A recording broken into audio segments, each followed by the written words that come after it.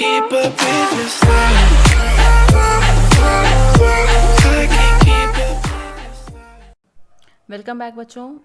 हम लोग बात कर रहे थे लेसन 1 की विज्ञान एवं तकनीकी के क्षेत्र में नवीनतम प्रगति। इसमें आप लोगों ने इंट्रोडक्शन पढ़ लिया था। उसके बाद बताया मैंने संचार के क्षेत्र में क्या प्रगति हुई, शिक्षा के क्षेत्र में क्या प्रगति हुई, अंतरिक्ष के क्षेत्र में और रक्षा और प्रतिरक्षा के क्षेत्र में क्या क्या प्रगति हुई। ठीक, अब बताना था आपको चिकित्सा के क्षेत्र में क्या प्रगति हुई। तो बच्चों चिकित्सा के क्षेत्र में जो प्रगति हुई है उसके बारे में तो आप सभी लोग बहुत ही अच्छे से जानते हो कि पहले चिकित्सालयों में आधुनिक मशीन जैसे स्कैनर है, एक्सरे, एंडोस्कोप है, इन सब का प्रयोग रोगों की जांच के लिए किया जाता था। परंतु वर्तमान समय में बढ़ती हुई घातक बीमारी से बचने और रोकथाम के लिए इसकी पर्याप्त व्यवस्था नहीं थी। इसलिए आधुनिक चिकित्सा पद्धति के अंतर्गत निदान मूलक और उपचार मूलक, ठीक, किसका निदान मूलक और उपचार मूलक तकनीक का प्रयोग हुआ। निदान मूलक या उपचार मूलक तकनीकी कौन कौन से थे बच्चों? ये थे रेडियोग्राफी, एंजियोग्राफी, कंप्यूटेड टोमोग्राफी यानी कि सीटी, मैग्नेटिक रेजोनेंस जिसको एमआरआई कहते हैं, मैग्नेटिक रेजोनेंस इमेजिंग, सोनोग्राफी, ये सब है। चिकित्सा के क्षेत्र में टेली चिकित्सा भी नवीनतम उपलब्धि है।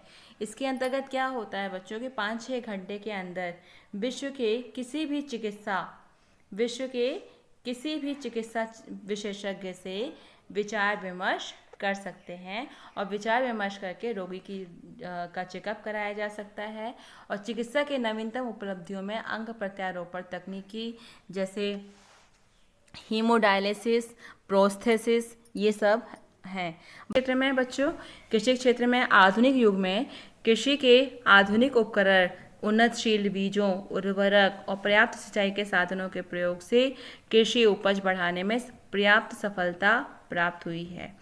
कृषि एवं खाद्यान्न के क्षेत्र में हरित क्रांति, पीली क्रांति, भूरी क्रांति आदि विभिन्न योजनाओं के द्वारा क्रांतिकारी सफलता प्राप्त हुई है। हमारा देश जो है वो कृषि प्रधान देश है। बच्चों कृषि प्रधान देश होने के कारण कृषि क्षेत्र की क्षमता का अत्यधिक दोहन ही अभिनव कृषि का उद्देश्य है। इसके तहत उन्नत पैदावार के लिए जैव कृषि यानी कि हरी खाद के प्रयोग पर बल दिया गया। हरी खाद क्या होती है? ये भूमि को पोषण प्रदान करती है और रासायनिक उर्वरक की तरह भूमि को कोई भी क्षति नहीं पहुंचाती है। जैसे केमिकल फर्टिलाइजर्स होते हैं जो भूमि को नुकसान पहुंचाते हैं, लेकिन ये हरी खाद जो होती है वो भूमि को पोषण देती है, उसको नुकसान नहीं पहुंचाती है। ठीक, अभिनव कृषि क्या होता है बच्चों? अभिनव कृषि के अंतर्गत जैव पीड़क, कीट नियंत्रण विधि एवं नाइट्रिक निरोधक का प्रयोग हो रहा है। कृषि के क्षेत्र में सौर ऊर्जा के प्रयोग को बढ़ावा दिया जा रहा है। जहां जल की उपलब्धता का अभाव है वहां छिड़काव तंत्र और ड्रिप तंत्र का प्रयोग होता है। चलिए अब आगे देखेंगे कि परिवहन के क्षेत्र में क्या क्या उपलब्धि हुई है। तो परिवहन के क्षेत्र में बच्चों की जैसे सुदूर पहले क्या होता था कि हमें मीलों दूर पैदल चलना पड़ता था। सुदूर क्षेत्रों में बसे ग्रामीण क्षेत्रों को जोड़ने में आज सुविधा प्राप्त हुई है। परिवहन के क्षेत्र में प्रगति के कारण दिनों में पूरी होने वाली यात्रा आज चंद घंटों में पूरी हो जाती है। ठीक, जिसको पूरा करने में पूरा दिन लग जाता था और वो आज चंद घंटों में पूरी हो जाती है। जैसे रेल, सड़क, जल और वायु परिवहन के क्षेत्र में बहुत तेज़ी से विकास हुआ है। परंतु विश्व की अग्रणी पंक्ति में अपना स्थान सुनिश्चित करने के लिए विज्ञान और तकनीकी लगातार प्रयासरत है। परिवहन के क्षेत्र में तकनीकी के अंतर्गत जो नवीनतम तकनीकी हैं उसके अंतर्गत क्या क्या है? मेट्रो रेल है, बुलेट ट्रेन है, मोनो रेल है, ये सब चलने लगे हैं। पर्यावरण को प्रदूषण से बचाने के लिए ई रिक्शा और सीएनजी गाड़ियों का प्रयोग हो रहा है। इसके प्रयोग को बढ़ावा दिया गया है और रेल की स्पीड बढ़ाकर रेल यातायात को नवीनतम रूप देने का प्रयास किया जा रहा है। निर्माण के क्षेत्र में क्या है? विनिर्माण मतलब क्या हुआ? कच्चे माल को मूल्यवान उत्पाद में परिवर्तित कर अधिक मात्रा में वस्तुओं के उत्पादन को विनिर्माण कहते हैं। मतलब विनिर्माण के अंतर्गत क्या क्या चीज़ें आती हैं? जो हैंडीक्राफ्ट होती हैं, जो हाथ से बनी हुई हस्तकला से लेकर उच्च तकनीकी तक बहुत सी मानवीय गतिविधियां आ जाती हैं, किंतु इसका प्रयोग प्रायः औद्योगिक उत्पादन के अर्थ में किया जाता है। ठीक। विनिर्माण से तैयार माल उपभोक्ताओं द्वारा प्रयोग किया जाता है। विनिर्माण क्षेत्र रोजगार सृजन को बढ़ावा देने में काफ़ी हद तक जो है वो सफल रहा है। विनिर्माण क्षेत्र किसी भी अर्थव्यवस्था की संपन्नता का जनक होता है और इसके विकास हमारे प्राकृतिक और कृषि संसाधनों के मूल संवर्धन के लिए महत्वपूर्ण है। हमारा नीतिगत आवश्यकताओं को पूरा करने और संपोषणी विकास की दृष्टि से भी संवर्धन जरूरी है। राष्ट्रीय विनिर्माण नीति में राष्ट्रीय विनिर्माण और निवेश क्षेत्र की स्थापना, व्यापार के नियमों को युक्त संगत और सरल बनाना, बीमार इकाइयों को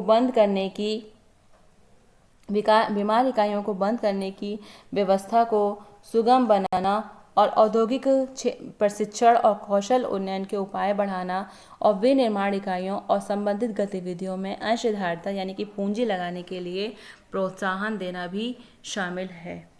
उद्योग के क्षेत्र में बच्चों क्या प्रगति हुई है कि हमारे देश में उद्योग धंधे बहुत कम थे, किंतु आज हमारा देश औद्योगिक क्षेत्र में बहुत ज़्यादा तरक्की कर चुका है। इसी उद्योग के कारण गुणवत्ता वाले उत्पाद सस्ते दामों पर आसानी से उपलब्ध होने लगते हैं और लोगों के रहन सहन के स्तर में भी अत्यधिक परिवर्तन देखने को मिलता है। वर्तमान समय के मुख्य उद्योग हैं खनन उद्योग, लौह और इस्पात उद्योग, ठीक, कोयला उद्योग, पेट्रोलियम उद्योग, कपड़ा उद्योग, रत्न और आभूषण उद्योग, चीनी उद्योग। और अगर हम बात करें ONGC और ऑयल, ये पेट्रोलियम उद्योग के कारखाने हैं। और मथुरा रिफाइनरी है। उद्योग के क्षेत्र में देश को अग्रणी बनाने के लिए मेक इन इंडिया योजना को शुरू किया गया, जिसके तहत विदेशों से कई निवेशकों को भारत में विभिन्न व्यवसायों में पैसा लगाने के लिए एक अवसर उपलब्ध कराया जा रहा है।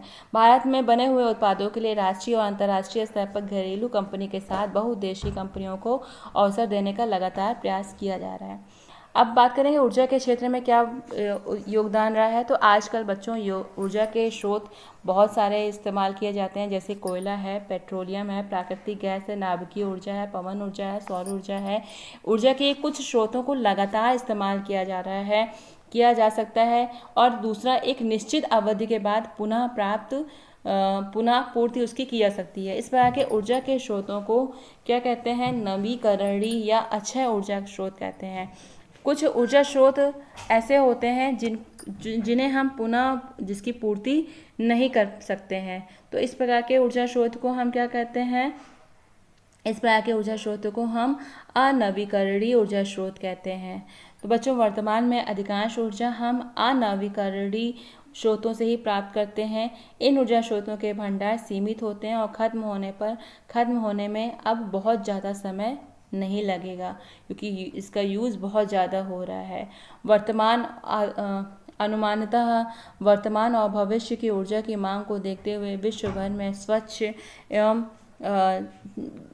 नवीकरणीय ऊर्जा स्रोतों जैसे कि सौर है, पवन है, जल है, बायोगैस है, समुद्री है, नाभिकीय है, भूतापीय ऊर्जा है, इसके प्रयोग को बढ़ावा दिया जा रहा है। इनके प्रयोग से पर्यावरणीय क्षति और ग्लोबल वार्मिंग से भी बचा जा सकता है। नवीकरणीय जो ऊर्जा स्रोत है ये सर्वाधिक व्यापक है और असीमित ऊर्जा के नवीकरणीय ऊर्जा के स्रोत सर्वाधिक व्यापक और असीमित ऊर्जा के स्रोत होते हैं। अन्य नवीकरणीय ऊर्जा स्रोतों की तुलना में सौर ऊर्जा सबसे कम प्रदूषणकारी होता है। इसी क्रम में जवाहरलाल नेहरू राष्ट्रीय सौर मिशन योजना की शुरुआत हुई। इस मिशन का उद्देश्य सौर ऊर्जा के क्षेत्र में देश को वैश्विक नेता के रूप में स्थापित करना है।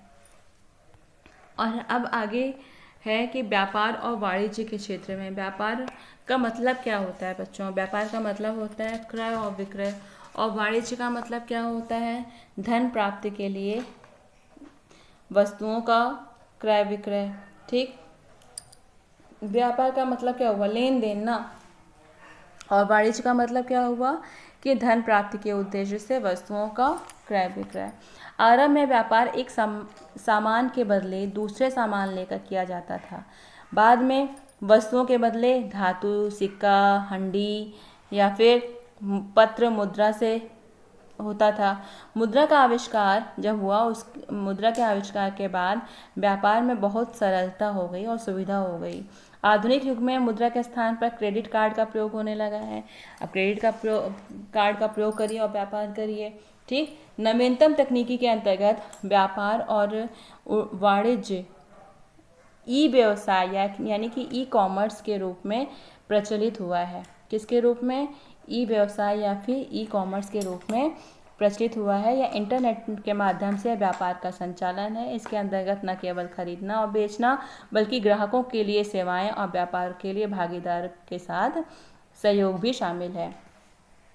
इंटरनेट के माध्यम से व्यापार से संबंधित उत्पादों का प्रचार प्रसार किया जाता है। ई वाणिज्य में मोबाइल कॉमर्स, इलेक्ट्रॉन धन स्थानांतरण, आपूर्ति श्रृंखला प्रबंधन, इंटरनेट विपणन और ऑनलाइन लेन देन प्रसंस्करण, सूची प्रबंधन प्रणाली, ये सारे प्रयोग जो हैं वो क्या हैं? औद्योगिक सेवाएं हैं। बच्चों, फ्लिपकार्ट, स्नैपडील, अमेज़ॉन आदि ई कॉमर्स कंपनियां हैं जो आज के समय में काफ़ी प्रचलित हैं, जो आम जनजीवन में काफ़ी प्रचलित हैं और अच्छा व्यवसाय कर रही हैं।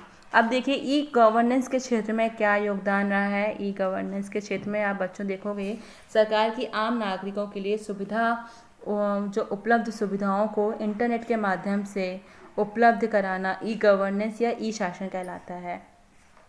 इसके अंतर्गत शासकीय सेवाएं और सूचनाएं ऑनलाइन मिल जाती हैं। एक अच्छे शासन का पर्याय ये बनता जा रहा है। ई शासन के प्रयोग से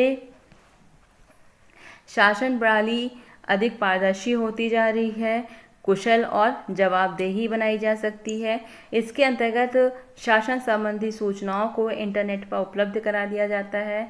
विद्यालय में चाहे दाखिला का हो, बिल भरना हो या फिर आय जाति का प्रमाण पत्र बनवाना हो, सभी मूलभूत सुविधाएं हिंदी में भी उपलब्ध हैं। केंद्र सरकार और राज्य सरकार के विभिन्न नागरिकों, व्यापारियों और जो सरकारी संगठन को ही नहीं बल्कि समाज के हर वर्ग को सूचना और प्रौद्योगिकी की सहायता से विभिन्न सेवाएं प्रदान कर रहे हैं।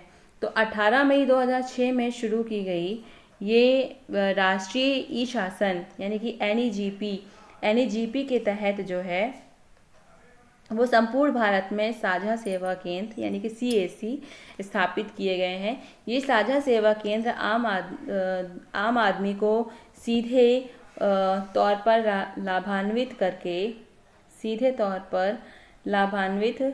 करके सहज, सुलभ और उनके घर तक सरकारी सुविधाएं उपलब्ध कराने का प्रयास कर रहे हैं। ई गवर्नेंस को बच्चों ई गवर्नेंस को जो है वो ई गवर्नेंस को ही डिजिटल इंडिया बनाया जा रहा है। इंडिया के अंतर्गत ई हॉस्पिटल की भी शुरुआत हुई है। तो बच्चों ये सब कुछ इंटरनेट के माध्यम से पॉसिबल हो पाया है और इसमें हमारे विज्ञान का अत्यधिक योगदान रहा है। ठीक, तो आजकल तो आपने देखा होगा, अब आपने क्या क्या सीखा ये आप देख लीजिए कि आज आपने क्या क्या सीखा। 3G या 4G मोबाइल की नवीनतम तकनीकी के बारे में आपको पता चला।